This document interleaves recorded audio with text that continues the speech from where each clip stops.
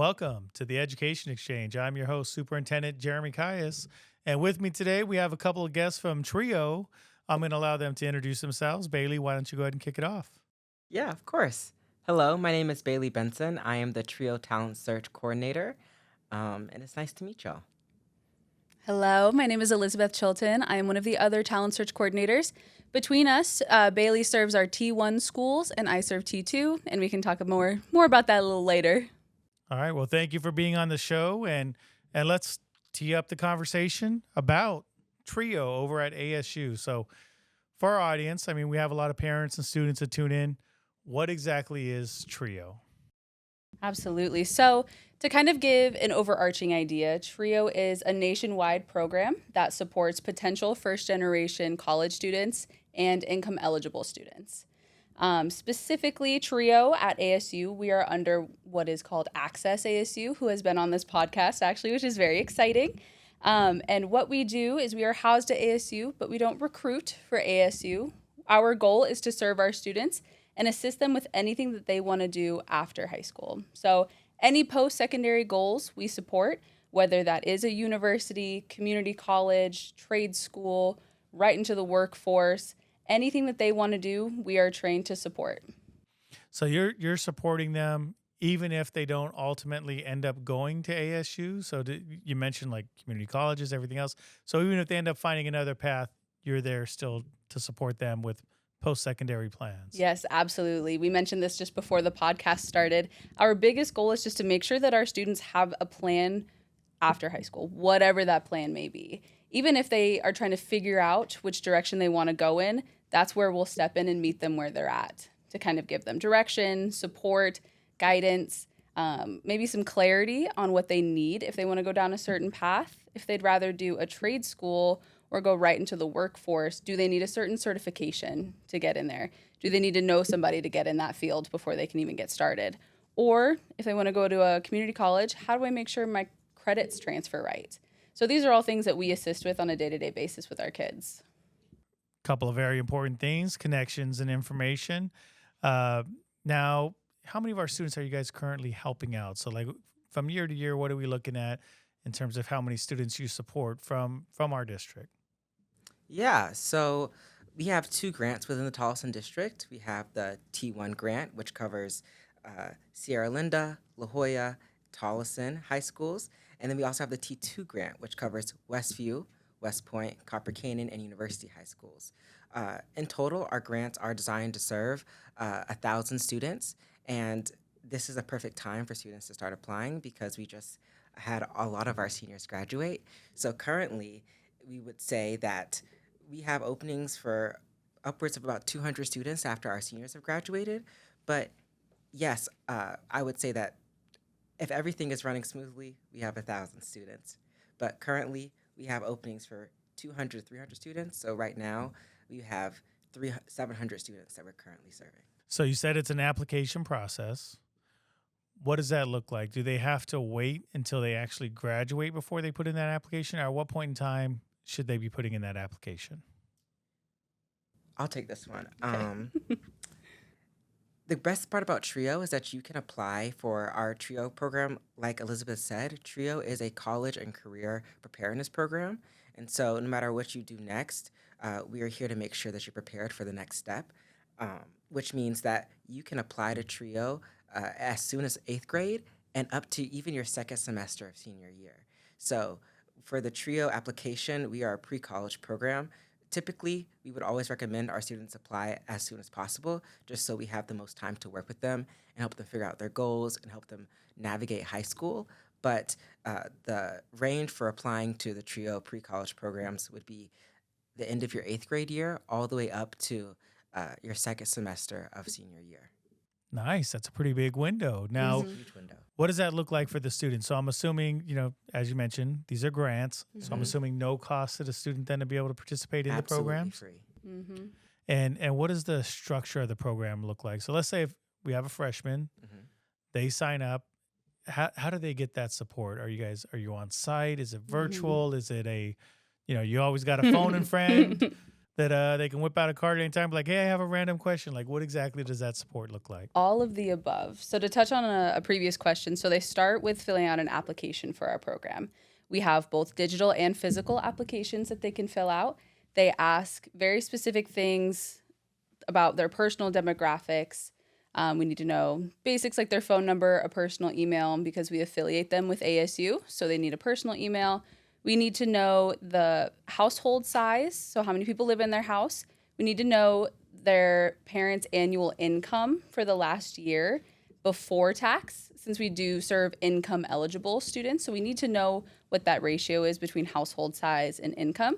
And we also need to know the parents' highest level of education to determine if they are potential first generation students. So once they fill out that application, our team processes it and we decide whether they are eligible for our program or not. If they are eligible, super exciting. Our director, her name is Cecily Fort, she sends out an email to the student, their parents, and usually their counselor as well, letting them know, congratulations, here's a reminder of our services for you, here's your coordinator if you have any questions. If they just applied on their own, then they're invited to our next orientation. We host one a month. If they were in a class, I know just recently I gave presentations to the Dragon's Den freshman camp at West Point. So those students sat through the presentation. So then in their email, it would just say, if you have any other questions about what was discussed or your parent has questions, please reach out to us. Here are our upcoming events we hope to see you at. So from that point forward, or I do want to touch on if they do not meet our eligibility requirements. We do not stop there. We try to find a good resource within that Access ASU umbrella to then point them towards to still get similar support while they're in high school. But assuming they do get accepted, the support that they receive is instant.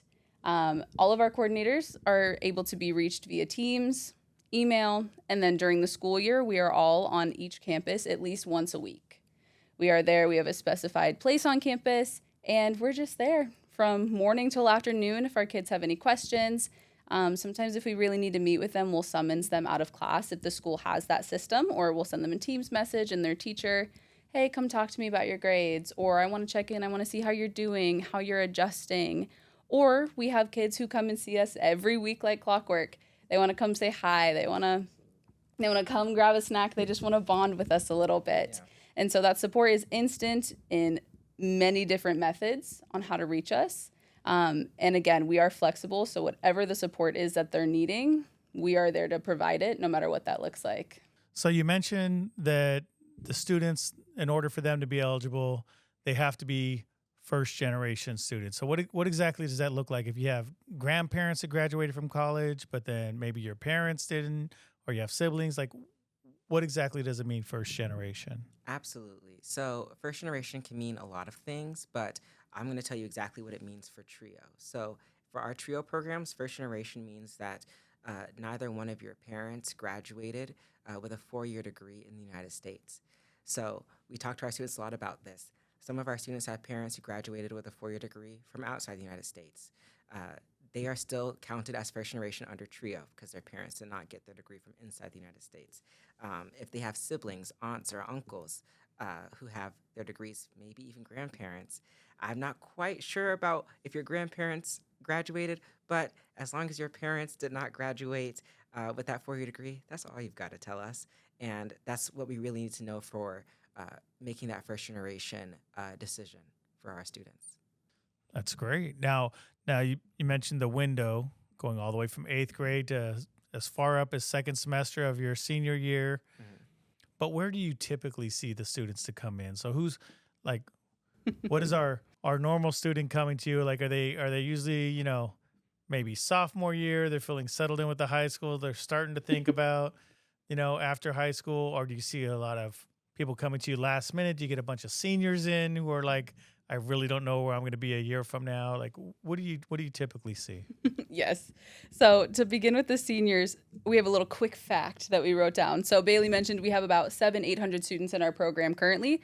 248 seniors graduated from TRIO this last academic year. That is between both our Tolleson serving grant and our Glendale grants. That's not all of Tolleson, but that's a lot of seniors because they go, oh man, I have no idea what I'm doing. I don't know how to apply. There's so many things I want to do. And so they join just for that help their senior year, and we take them in and we help them as much as we can. We do a lot of things for our seniors that they benefit from, like we pay for their college applications if they need help. We can help them pay for out-of-state apps. For our juniors, they sometimes they join because we can help pay for them to retake their SAT or their ACTs.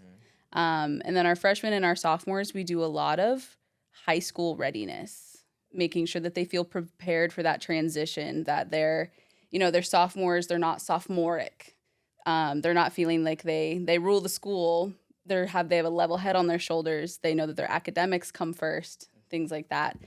So definitely I feel like we see the most seniors, and then right now we're really focusing on our freshmen, and we are getting a lot of incoming freshmen to apply because we're at things like the Future Freshman Nights or the summer camp. So I feel like it's both of the extremes, and in the middle they kind of just trickle in. Now, when you look at the different types of supports you're providing to these students, I'm sure you have a little list of like the key things that you're always making movements with them on. Maybe it's filling out a FAFSA or things of that nature. What are the major items where you're like, most students when they come to us, this is the service that they really need from us? Yeah, it depends. The answer really is it depends. It depends on the grade level. But like Elizabeth mentioned, we have a lot of seniors and we have a lot of freshmen. And for our seniors, it's a small list of things. Ideally, it is filling out your FAFSA and getting your FAFSA ID squared away. That's our first contact when someone starts in their senior program or when someone becomes a senior. It's also helping them figure out their college applications. We do a lot of that, like Elizabeth said, waiving application fees or helping with the ease of applying to ASU or U of A or NAU, any of the in-state schools. We can help a lot with that. We also have a lot of direct contacts with admissions officers and people within ASU helping with the application process. So when it comes to seniors, that is typically where we help most. But I would say other things that we do for the other classes are very useful, such as field trips to all the in-state schools. We do all of them every year. So if you applied as a freshman or you apply as a junior, chances are, even if you couldn't make all the in-state school field trips that year, you have an opportunity to make all of those tours at some point in your high school experience with TRIO. Other things we provide, helping students figure out, here's maybe what I want to major in. So we talk about their interest in counseling sessions and helping them figure out what pathway they'd like to go down, kind of like a whittling process. Are you passionate about problem solving? Maybe you would be interested in engineering. If you don't know what engineering is, how can we help you with that? So we provide a lot of resources, or we help them find the resources they can look up, or even help them with things like interview prep. So there are a lot of different ways that we can help students who are involved with our TRIO program, but some of the most helpful ways we have some of our most helpful methods are our counseling sessions, helping with college applications, specifically FAFSA, and figuring out what you want to major in, where you would like to go, and most importantly, incredibly important, is scholarship opportunities where you're going. So whether that is going to ASU and helping you figure out scholarship opportunities within ASU, or within, maybe you want to go to the engineering school at ASU, so figuring out opportunities for scholarships within Ira Fulton, their engineering school, or figuring out if you're going to go out of state, which is what I know a lot about, what type of scholarships exist at other state schools, what type of scholarship exists for Arizona students who are going out of state. So figuring out how can we get you the most money and the most resources and the most help before you even set foot in your next step.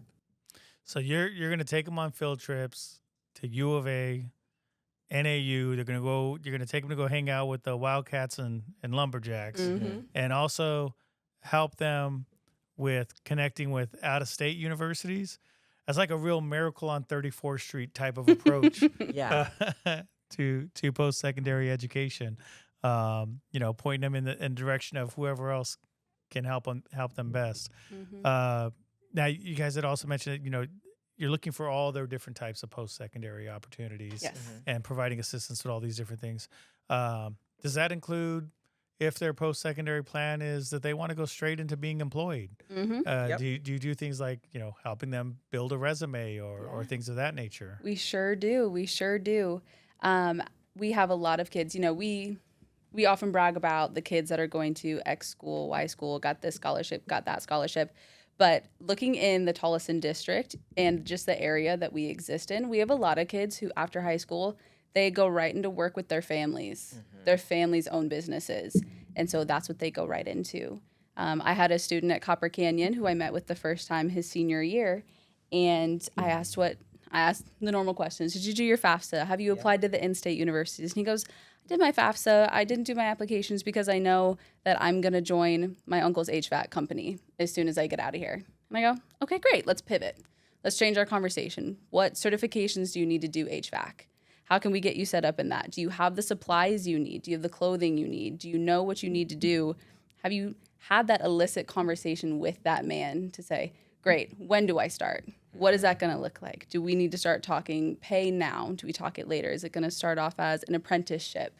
Making sure that they know the kind of questions to ask, Absolutely. even if it's not a revenue or an avenue that we're familiar with in our own personal lives. Nice.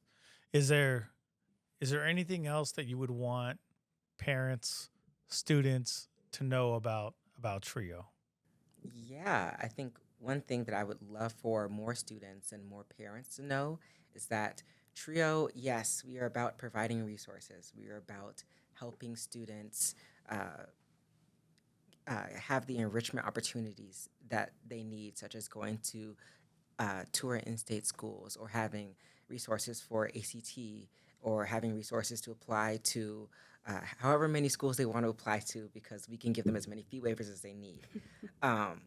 But I think what is really special and what our students really glean from the TRIO experience is learning how to figure out these things themselves and how to be around students who are also motivated in this way. Because yes, our application process, it is very straightforward, but you would be surprised how nerve-wracking it can be for students to apply and put themselves up like that to be either accepted or to be pointed in another direction. It takes a lot of courage, and then they find other students who've done this similar thing they are doing, in which they're in their freshman, sophomore, junior, senior year looking at next steps and trying to get ahead however they can. So yes, TRIO is about providing resources, but it's also about building communities, whether that be on field trips, at our summer intensives that we have. We just had one at Andretti's. We have another one at ASU West Campus in July. It's about building that community all the time. Wow, already at Andretti's, huh? They barely even opened that place not too long ago. We did, and we did a full takeover with about 120 kids between our talent search and our upward bound programs. They got to do a STEM activity. They got to tour the mechanic shop at go-karting and then do their own go-kart race. They had a 3-hour unlimited arcade pass. They got to do laser tag and really just bond with one another because, we're like, oh, TRIO's more fun with friends. Invite your friends to the program. And they got to come all together. And they got to intermingle with one another from the different schools within the district. And it was such a lovely time to go to that after they did an intensive about career and financial literacy. They got to have a good balance with our program at our June intensive. Absolutely. Nice. So now if we have any of our parents, any of our students who are listening along on the podcast and they're starting to get excited about TRIO, what do they do next? Where do they go? How do they find this application? Where do they submit it? What's their next steps? I think right now for TRIO, the next steps would either be getting in contact with one of the coordinators or talking to a counselor at the school. Elizabeth, do you know our Instagram off the top of your head? Oh my gosh, of course I do. Yes. So our specific Instagram is ASU TRIO Talent Search, ASU TRIO Talent Search. I hope I don't have to spell that one out. If I do, I'm so sorry. But you can find us on Instagram, and that's where you can see all of the events that we're having. But you can also go to our link tree, and our link tree has the applications to all of our programs, every district, every school. It also has SSS applications. So for our seniors who just graduated and want to join TRIO at their university, we have most of the in-state links. It also has a bunch of other opportunities. But yes, you can look us up on the ASU website. Since we are an ASU program, you can find us through their hub. You can find us on Instagram. And like Bailey mentioned, our counselors, that is a really big crutch that our parents can use. Our counselors have done so much for us and really connect us with the students. So if all else fails, that is the go-to. Yeah, and so if you want to join right now, I think digitally is the best option to do. So either, like Elizabeth said, our Linktree or Instagram. If you want to wait until the school year starts, if there is any type of evening event where parents get to come to the school or freshmen get to see the school for the first time, trust that TRIO will be there. We are involved in the community. We love going to the freshman nights and things of that nature. So there will almost always be a TRIO booth anytime there is a Tolleson Unified High School District event. So at any of the schools hosting the community, chances are we'll be there. You can find us there. Or especially for freshmen in your classes with your homeroom teachers, we have a lot of great connections with teachers all over the district. So if you want to join TRIO, ask your teacher. If they don't have applications on them, there's a chance they might. They know somebody who does. So whether that's digitally or in person, there are a lot of ways to reach out. All right, so it sounds like they got to get there the sooner the better before those last couple of hundred slots fill up. So hopefully all of our students that are following along are able to go get signed up. And we appreciate you coming on to the show and sharing all this information with our families. And we appreciate our audience for tuning in once again to the Education Exchange, where we aim to enlighten our parents and empower our students. And we look forward to seeing you again next time. Thank you so much for tuning into today's episode of the Education Exchange. Have a question or want to be a guest on our podcast? Email podcast@tuhsd.org for more information. Missed an episode? Catch all seasons of the Education Exchange on your favorite streaming platforms or at www.tuhsd.org/podcast. Don't forget to like, comment, and subscribe, and we'll see you next week for another episode of the Education Exchange.